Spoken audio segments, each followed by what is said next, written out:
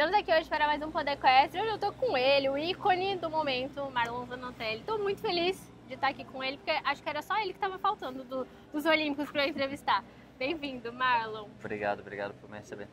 Obrigada a você por falar comigo depois de eu encher tanto o saco. Me conta, quem é você e o que você faz? Bom, meu nome é Marlon Zanotelli, eu tenho 37 anos, 3 filhos, minha esposa que é envolvida no cavalo. Que também foi super bem na Exato, prova. ganhou ontem.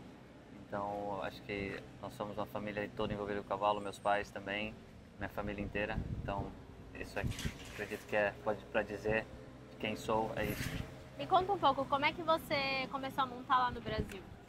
Meu avô era militar e aí meu pai me montou também no exército quando era pequeno.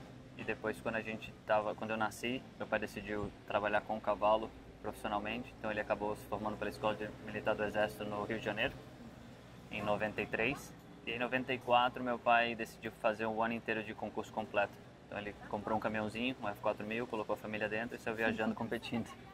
E foi nesse momento aí que eu tive a maior proximidade com os cavalos. Eu tinha só 6 anos e realmente me aproximei bastante dos cavalos e acompanhei tudo isso. E depois, em 96, meu pai mudou para Fortaleza, na Escola de Equitação Cristo, que era do Colégio Cristo, que é um grande colégio, um grande grupo em Fortaleza. E é ali que realmente eu comecei a competir. Então, eu fiz o meu primeiro Campeonato Brasileiro em 97 no Rio de Janeiro, junto com um monte dos cavaleiros aí, que hoje estão aqui competindo. E assim começou minha carreira. E aí, a partir daí, eu representei o Ceará até me mudar para fora do país. Então, para mim, foi uma honra poder participar de todos os campeonatos brasileiros, sul-americanos, representando tanto o Brasil quanto o Ceará. Então, sempre que eu entrevisto o pessoal que monta no Nordeste, eu falo, os caras são arretados. O Jorginho, o Pedro Teixeira, todo mundo tá indo super bem. Eu acho que forma muitos bons cavaleiros lá, né? E me conta uma coisa, quando você decidiu ser profissional? Eu acho que bem novo, assim. Meu pai brincava comigo que eu tinha que ser jogador de futebol e jogar minha carreira e depois aposentar e montar cavalo, que eu já tinha dinheiro para poder bancar minha carreira de cavalo. Mas eu sempre quis, e acho que muito mais por acompanhar a carreira do meu pai, o dia a dia com os cavalos, isso foi sempre algo que eu gostei muito. Mas meu pai sempre foi um cara muito persistente com as coisas, assim, no sentido de você tem que ter um plano. Então, se você quer ser profissional, o que você quer ser? Que tipo de profissional você quer ser? Você quer ser professor? Você quer montar cavalo? Então, buscar um pouco o que você quer. E meu sonho sempre foi vir aqui para fora, estar competindo junto com os grandes. E lógico que isso, quando você tem 14 anos, você está sonhando e você nunca imagina que isso ia acontecer da maneira como aconteceu para mim, né? Então, eu tive muita sorte de que as coisas caminharam muito bem para mim. E como é que foi quando você chegou aqui? Foi difícil de você se estabelecer, de você criar uma base e começar a arrasar igual você tem feito? Foi, porque assim, quando eu saí do Brasil eu era um jovem cavalheiro, tinha bastante resultado, sul-americano e tudo, então, como a gente brinca, né, você sentiu o bambambam, né? Você achava que era o cara, Tava arrasando. E aí quando você vem pra cá, eles te tratam com todo mundo, como tratam todos. Então, quando eu cheguei, fui tratar cavalo, fiquei sem saltar um bom tempo. E depois, quando comecei a saltar, só fazia cavalo novo. Você fica nessa agonia sem esquecer da parte cultural. Minha família é grande, nós somos quatro filhos. Acostumado a estar com a minha família o tempo inteiro. E a gente viajava sempre junto. E mudar para cá sozinho, morar numa casa junto com os outros funcionários da empresa. E o frio, a questão da alimentação, ter que tomar conta das minhas coisas, porque sempre tive minha mãe que lavava roupa, fazia comida. Então, tudo isso são dificuldades. Você começa a se duvidar e se questionar, será que vale o sacrifício? Então, são vários, não só no começo, mas em vários momentos, começando um pouco da dificuldade da mudança para cá. Para todo brasileiro que vem de lá, a gente tem uma cultura muito quente, né? As pessoas, aqui é um pouco mais frio, as pessoas são um pouco mais frias em geral, isso não costume pra gente, principalmente pra mim, que a família era grande, está acostumada com a família perto o tempo inteiro. Foi uma dificuldade, mas acho que durante toda a carreira, quando você olha... Hoje se fala muito sobre isso, então é legal de ver, mas você olha o filme do Senna, o Senna também passou pelas mesmas dificuldades nesse sentido. Você olha filmes de outros jogadores que se mudam de país para o outro, o próprio filme do Vini Júnior agora, que também fala bastante sobre isso. Tem bastante gente que mostra isso um pouco hoje, e acho que todos que vieram tiveram de uma maneira ou outra alguma certa dificuldade para se acostumar aqui e passar pelo sacrifício para poder conseguir chegar a estar no esporte, que é o que todo mundo sonha. E na hora de montar, Você viu muita diferença entre o Brasil e aqui na hora que você chegou?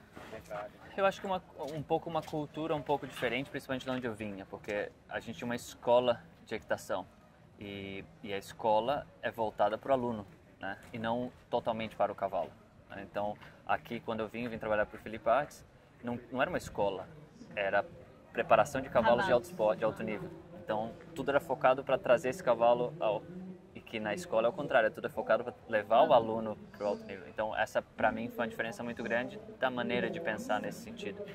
Mas a questão de montar e tudo isso foi uma coisa que eu tive a sorte de ter meu pai, que foi meu pai que me deu aula a vida inteira e por ser formado pela Escola de Equitação no Rio, tem uma base muito forte. Então, aqui eles também são assim, né? Bastante trabalho de plano, bastante e a questão, com o cavalo você nunca acha, você nunca sabe, tá sempre aprendendo, sempre evoluindo, então hoje continuo mudando, continuo evoluindo, continuo tentando aprender e há muito, o esporte está evoluindo, as mudanças estão sendo, então você está sempre aprendendo.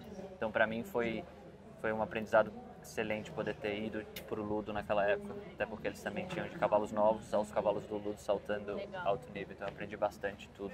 Como você gosta de trabalhar seus cavalos? Tem algum exercício que você acha que é imperdível?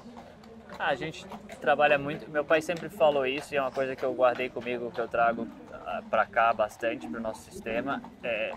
Normalmente, os cavalos que nós montamos, a gente tem a sorte de ser cavalos muito talentosos, são cavalos que saltam muito bem, então saltar é fácil para eles. Nós não somos maus cavaleiros, então se a comunicação entre eu e o cavalo está boa, se a gente consegue se entender bem, fica muito mais fácil dentro da pista. Então eu busco sempre isso, trabalhar bastante nessa comunicação, tanto no trabalho de plano quanto quando estiver saltando. Então a gente trabalha bastante entre os saltos, existe bastante exercício, até faço bastante nas clínicas, de linhas saltando bem baixinho para poder trabalhar exatamente esse controle nos intervalos, essa curva tá boa para um lado ou para o outro. O cavalo, eu sempre brinco que quando eu dou as clínicas, o cavalo quando vai na pista ele vai fazer 5 coisas: avançar, diminuir, virar para a esquerda, virar para a direita e em linha reta. Tentar manter básico. A minha égua já cancela. A maioria dos cavalos não consegue fazer essas 5 coisas bem feitas, mas se a gente tem esse foco, eu acho que já dá uma linha de trabalho para você poder pensar, saber o que você quer fazer. Lembrei o que eu ia te perguntar. Quando você chegou, você falou que era diferente. Alguém te deu um briefing quando você foi montar seu primeiro cavalo? Tipo, olha, esse cavalo é assim, assim, assado. Aqui o pessoal gosta que faz assim, assim, assado? Não. E como é que foi isso? Olhando. No Ludo a cocheira é muito grande, então são muitos cavalos. Eles pegavam, te entregavam uma esquina, tá aqui, esses cavalos novos aqui, você tem que se virar, faz tudo. Você não tem tratador, você faz tudo. Então você vai montando e aí eles tinham uma pessoa, o Johan, que é o irmão do Ludo que estava lá, e o Johan fica de olho. Mas eles não ficam te dando aula. Ele tá ali, ele tá te observando, ele quer saber o que você vai fazer, então você tenta aprender observando. Você sempre tá numa aprovação, assim. Você fica olhando, o Ludo tá montado, eu ficava olhando. Se eu estivesse montando ou não, eu tentava estar assistindo. Os meninos estavam montados, eu tentava olhar. Ele ia dar uma aula, eu tentava ouvir. Então essa acho que é a melhor maneira de aprender. A gente tem uma sorte enorme que o escritório da gente é aberto, né? É aberto. Então o Marco Zenin está montando aqui atrás, eu estou parado na cerca assistindo ele trabalhar. Então e lógico, muitos desses cavalheiros hoje são cavalheiros que nos conhecem, você pode perguntar, né? Por que você estava fazendo aquilo, por que você testou esse bridão? E a maioria deles é muito aberto para poder discutir ideias e trocar ideias com a gente. Legal. Agora, falando um pouco da sua carreira e das suas conquistas, qual você acha que foi sua conquista principal, que você lembra com muito carinho? Tiveram muitas, mas sem dúvida o Pan-Americano, né? A dupla medalha de ouro lá foi uma coisa muito especial. Até porque meus pais estavam lá também, fechou um ciclo para mim, né? Que foi o meu primeiro medalha em campeonato.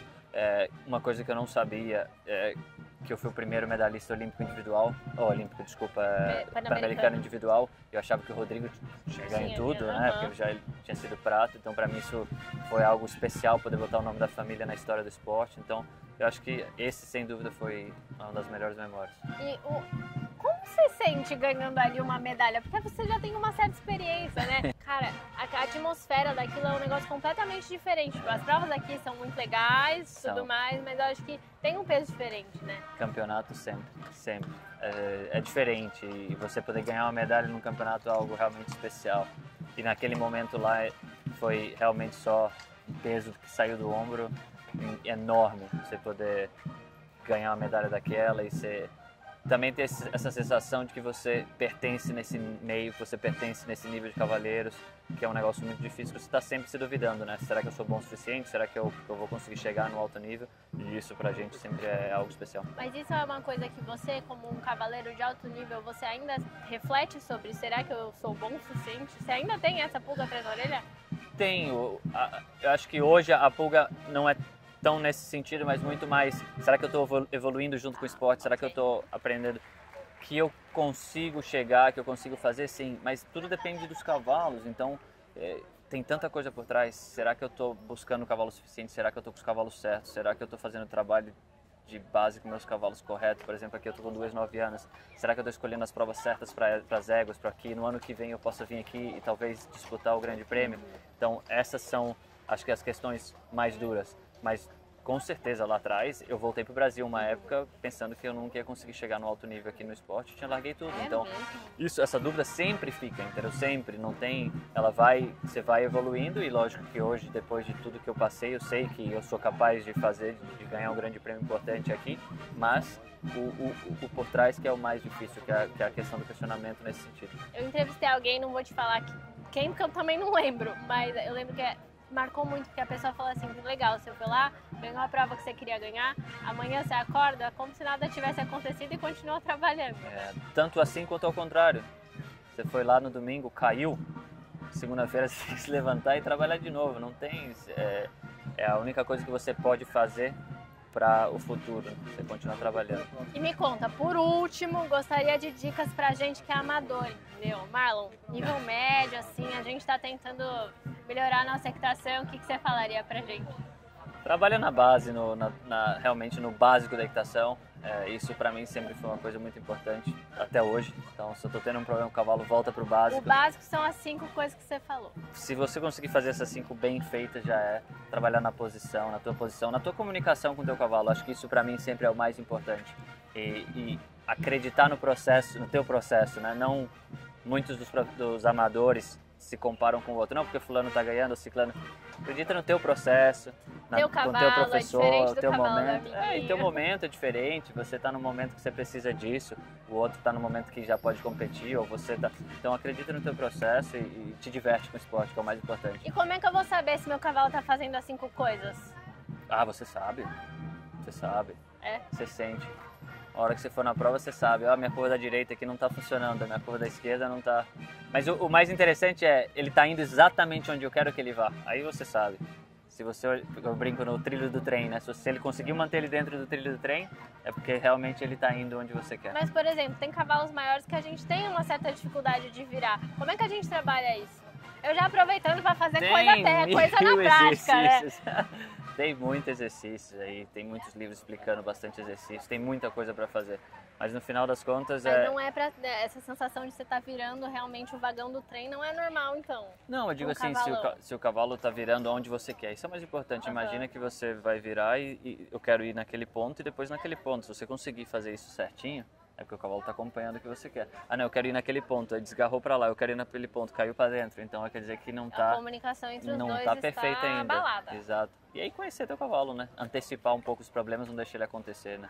Se você sabe, meu cavalo corta a curva da direita, eu já antecipo, antes de entrar na curva, já sei que ele vai cortar, eu vou abrindo ela um pouquinho mais. A perninha de dentro, vai embora, acabou.